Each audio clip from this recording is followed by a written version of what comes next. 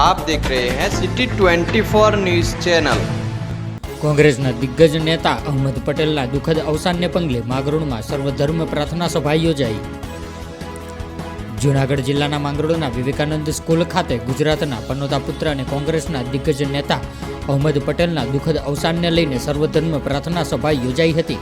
આ પ્રાર્થના સભામાં કુરાનની આયતો અને સંસ્કૃતના શ્લોકો દ્વારા શ્રદ્ધાંજલિ આપવામાં આવી હતી।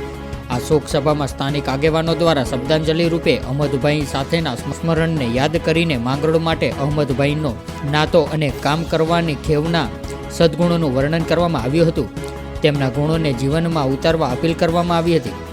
આ કાર્યક્રમમાં આગેવાનો અને કાર્યકરો દ્વારા પુષ્પાંજલિ કરવામાં આવી હતી અને મૌન રાખીને શ્રદ્ધાંજલિ પાઠવવામાં આવી હતી।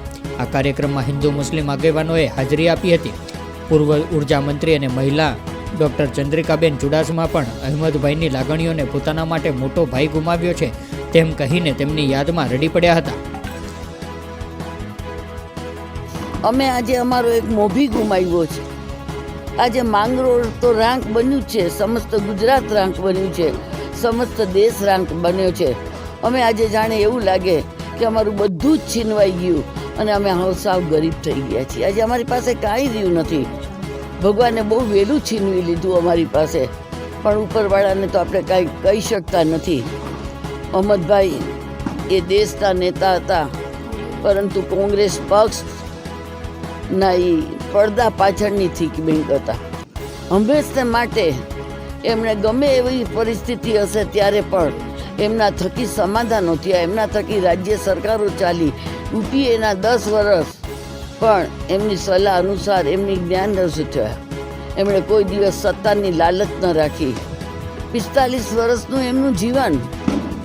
એમના બાપુજી બાબુભાઈ નામે ઓળખાતા કે આ કોણ છે? અહમદભાઈ। તો અહમદભાઈના બાપુજીને કોઈ બીજું નામ ન દેતા કે બાબુભાઈના દીકરા અહમદભાઈ। એવું એમનું સ્થાન, એમનું જીવન કોરોનાએ ભક્ષી લીધું। કોરોના રૂપી રાક્ષસ એમને આપણી પાસેથી ઝૂંટવી લીધા। પરંતુ હું એમ માનીશ કે જે પ્રક્રિયા કદાચ જ્યારે આ દુનિયામાં જરૂર પડી છે ત્યારે જુદા જુદા સ્વરૂપે ભગવાને જન્મ લીધો છે, જુદા જુદા સ્વરૂપે સંત સૂફી આ દુનિયામાં આવ્યા છે। એમ અહમદભાઈ પણ એક સંત અને સૂફીના સ્વરૂપમાં આ દુનિયામાં આવ્યા હતા। સમસ્ત જીવનના છેલ્લા દિવસ સુધી એમણે લોકોનું ભલું કરવું, સારું કરવું, લોકો માટે કરવું, કોઈ પણ પક્ષી વગર। એવું નહીં કે કોંગ્રેસનો જ માણસ એની પાસે જાય, કોઈ બીજા પક્ષનો માણસ પણ એની પાસે જાય તો એને મદદ કરવાનું ચૂકતા નહીં। એના ઘરે જાય તો કોઈ રોટલા ખાધા વગર આવતું નહીં। એને પહેલાં પૂછે, તમારે રહેવાની વ્યવસ્થા થઈ, ગાડી છે, જમવાનું શું કર્યું?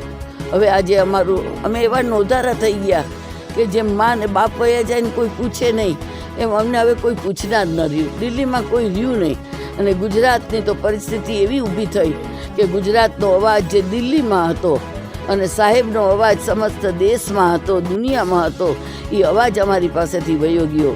આજે ગુજરાત રાંક બન્યું, કોંગ્રેસ સમસ્ત દેશની કોંગ્રેસ રાંક બની, આપણું માંગરોળ રાંક બન્યું અને અમે સૌ એમના વગર હાથ પગ વગરના થઈ ગયા।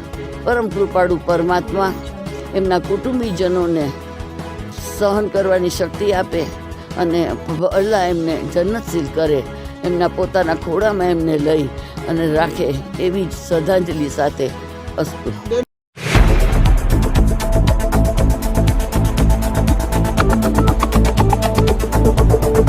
आप देख रहे हैं सिटी 24 न्यूज़ चैनल।